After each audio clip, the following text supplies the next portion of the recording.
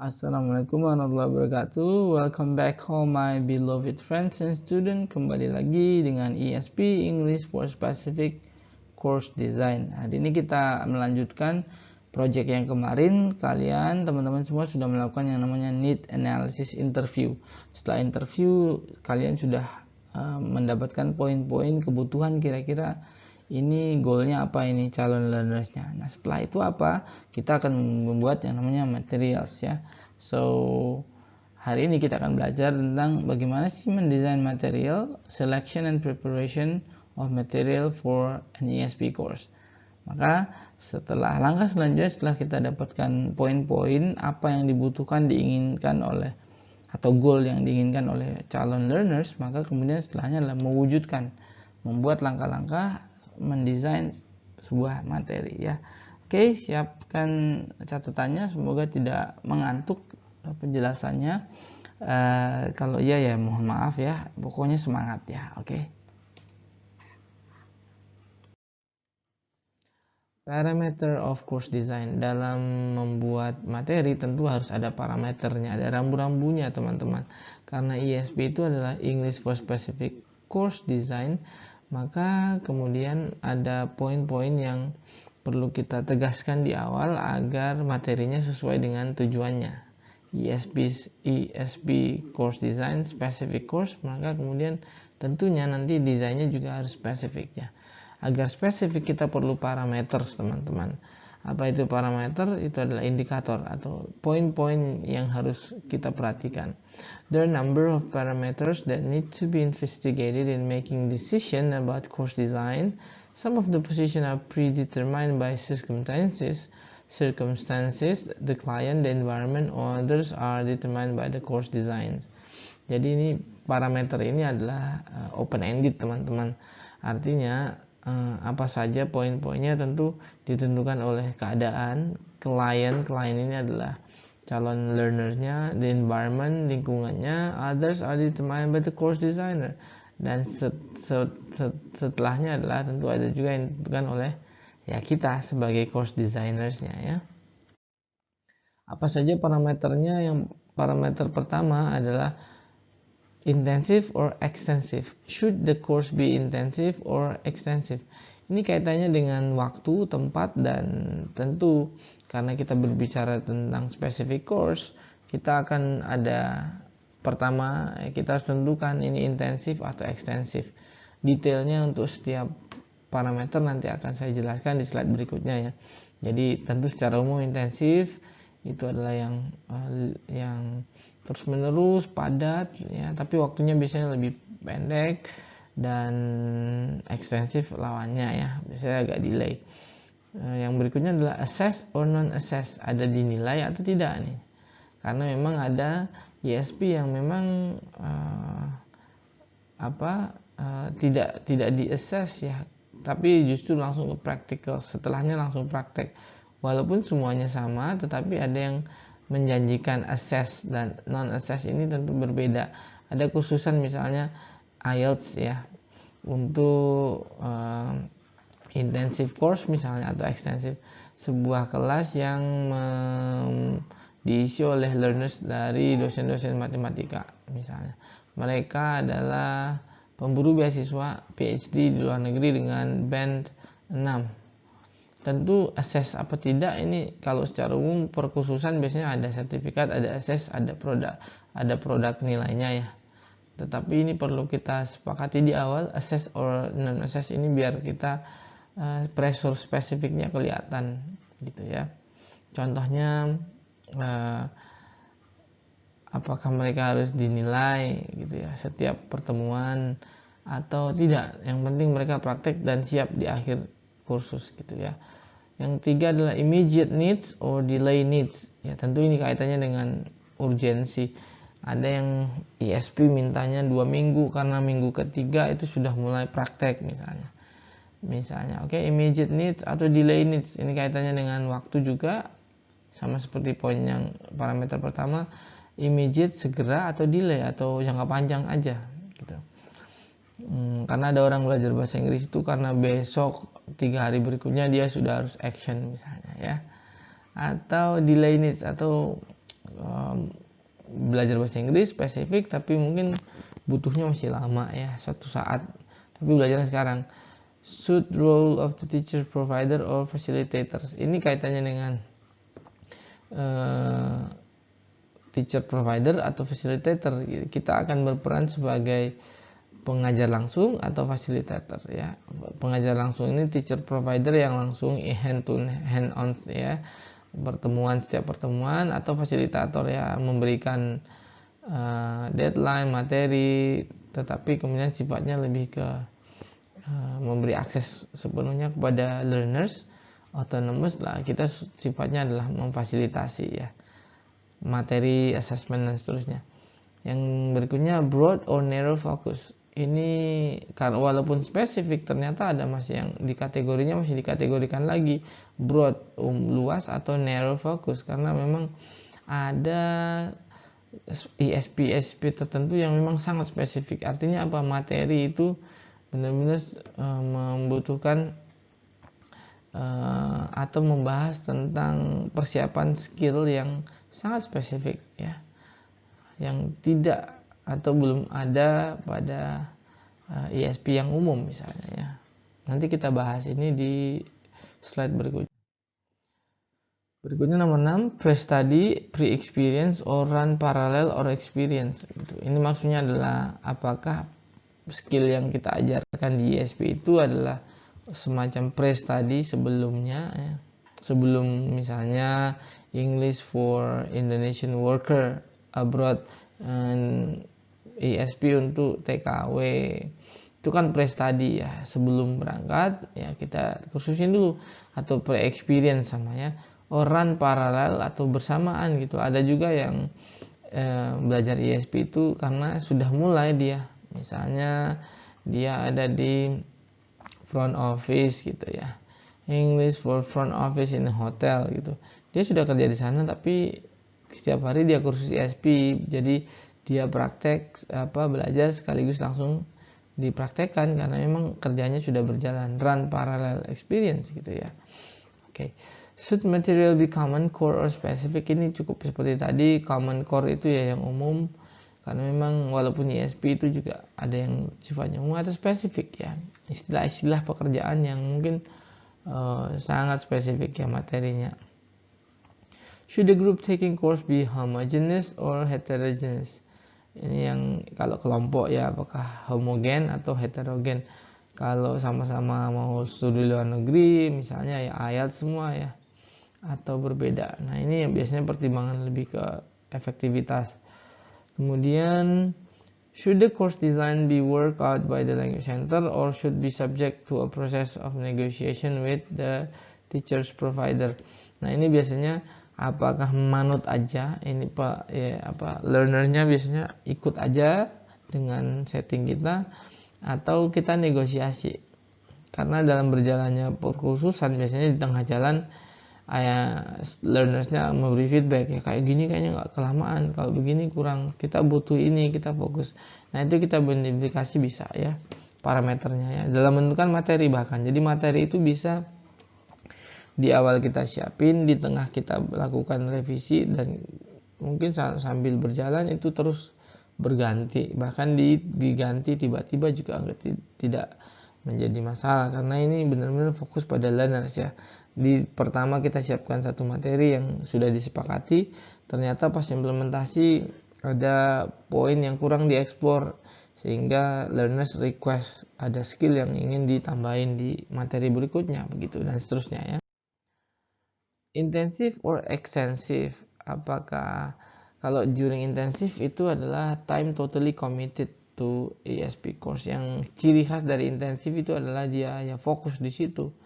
Seperti saya pernah ikut IELTS intensif sekitar 3 bulan ya, saya 3 bulan di Bandung, tidak ketemu keluarga, tidak ketemu pekerjaan, mengajar dan seterusnya ya, intensif ya, fokus bener untuk itu, tidak disambi-sambi gitu. Kalau in contrast and extensive tentu adalah sedikit-sedikit aja dari waktu si learners gitu. Misalnya dia seminggu sekali 2 jam, sejam gitu ya, karena masih kerja, habis kerja dan seterusnya. Itu bedanya. Immediate or delay needs, segera atau masih masih lama gitu memakai skillnya. Kalau immediate need biasanya refer to the needs that student have at time of the course ya. Biasanya yang ingin dipakai minggu depan, bulan depan itu cukup cepat misalnya ya. Ada misalnya yang sering itu ESP for international conference seminar gitu. Maka dosen-dosen misalnya itu ya, mereka biasanya 2 minggu latihan gitu, belajar, oke. Wah, delayed needs refer to the student will become more significant later. Ya, jelas ya. Teacher as provider or as facilitator or consultant, bedanya jelas ya. Teacher provider input adalah, in this case, is expected to control the class, to provide information about skills and language, to control activities, possible moving into pair or group work. Jadi memang klasik ya, yang megang ya provider input yang ngajarin langsung di pertemuannya. Kalau facilitator consultant itu ya teacher may not make decisions but will negotiation with the learner about will negotiate with the learners about what is appropriate to include and when to include it. Jadi ini bedanya, kalau facilitator dan consultant ini lebih fleksibel ya. Jadi kira-kira materinya ditambahin apa dikurangin, kemudian kayaknya apa yang perlu ditambah dari materi, atau apa yang perlu diperbanyak latihan dari si learners. Jadi ini lebih ke ada open ended. Kalau provider input ya langsung ajar aja lanjut, walaupun tidak menutup kemungkinan ada juga terjadi ini di dalamnya ya, walaupun ini tidak menjadi perbedaan yang sangat saklek gitu ya. Teacher provider itu kadang-kadang juga di dalamnya tetap dia sebagai facilitator dan sebaliknya. Broad or narrow focus. Broad focus refer to a situation where they concentrated on a range of target events such as study professional skills or variety of genres. Ini yang umum ya. Jadi topiknya ya umum aja walaupun spesifik ya. Narrow adalah concentrate on a few target event, for example just listening skill or just one to or genre. Misalnya belajar bahasa Inggris ya, ada yang langsung speaking aja karena saya pengen IELTS, bukan semua skill tapi speaking skill aja karena speaking saya nggak bagus, ya udah itu narrow focus. Kalau broad focus ya mungkin semuanya ya, listening, reading, writing, dan speaking. Pre-experience or in parallel with experience, ada dua parameter yang lainnya, itu pre-experience means that the learners do not have experience of the target situation at the time of ESP course.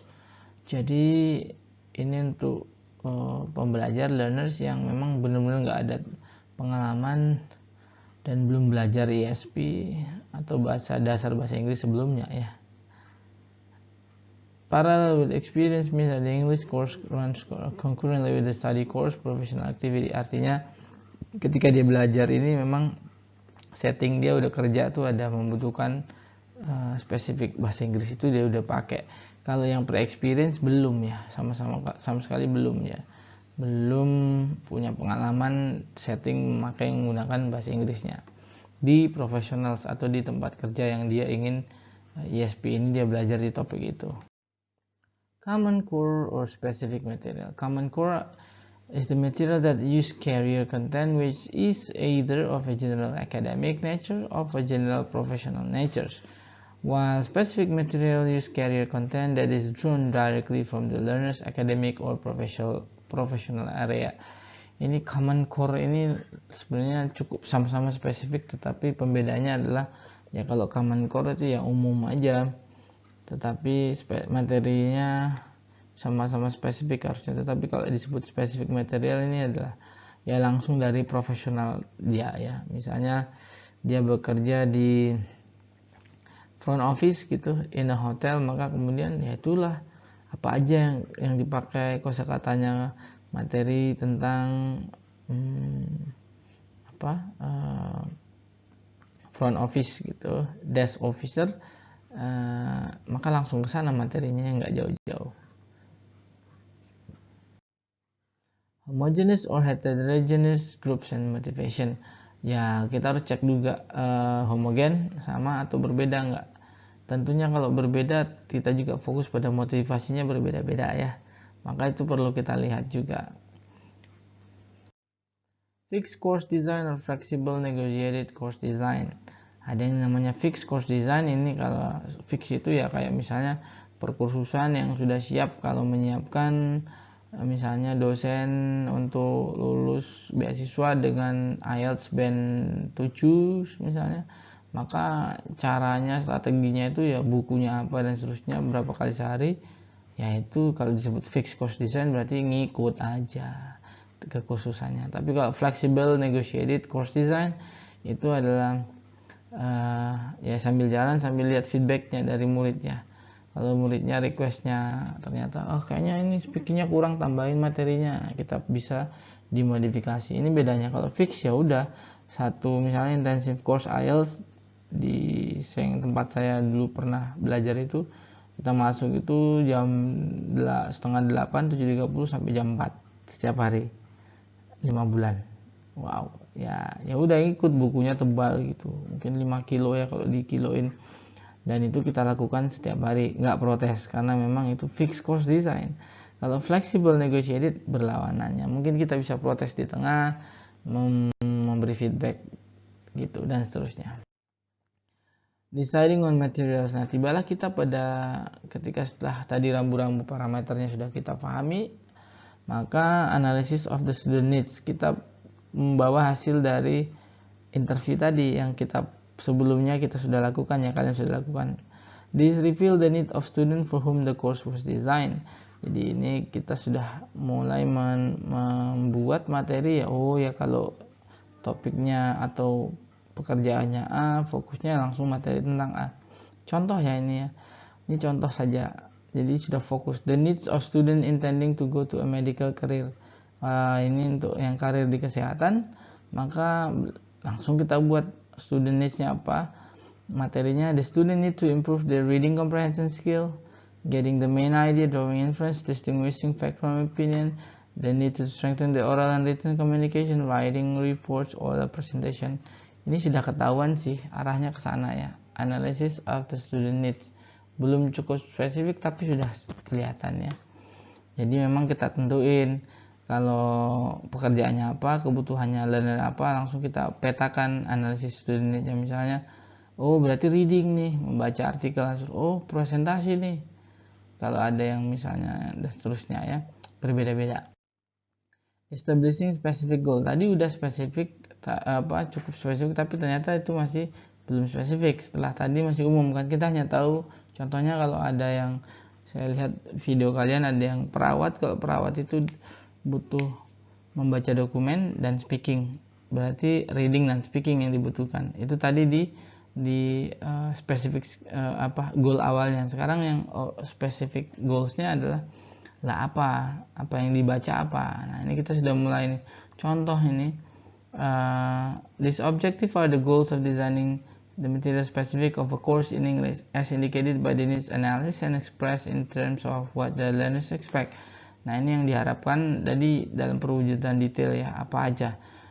Ini contoh, kalau tadi medical careers yang mau bekerja kesehatan biasanya to help student cope with the reading medical prose such as document, journal, article, medical case. Biasanya sih hubungannya membaca sih, karena mereka harus membaca artikel bahasa Inggris, dokumen, jurnal dan seterusnya. Jadi skillnya itu yang kita berikan, materinya tentang itu berarti. To help students improve their skill in listening lectures, interpreting medical text, and giving oral and written reports of medical cases. Nah, listeningnya juga, kalau listening kan belum cukup spesifik. Spesifiknya apa? Listening to lecturers ya. Kalau dengerin kuliah, interpreting medical text, menginterpretasikan teks medis, giving oral reports, memberikan oral report, speaking bahasa Inggris. Nah ini sudah mulai ya spesifik materinya. Kita buatlah setelah dari ini ke materi langsung. To provide student with interesting practice activity that focus and use in medical communication. Nah ini kita sudah mulai mengarah ke komunikasi ya, bagaimana mereka prakteknya. Thank you guys, that's it for today's podcast material. Itu cukup untuk materi podcast kita hari ini. Nah, semoga ini menambah knowledge kalian tentang ESP course design ya. Mohon maaf atas kekurangannya. Keep it up ya, keep being spiritful there, learning, following this course online ya. Wassalamualaikum warahmatullahi wabarakatuh. Bye bye, thank you.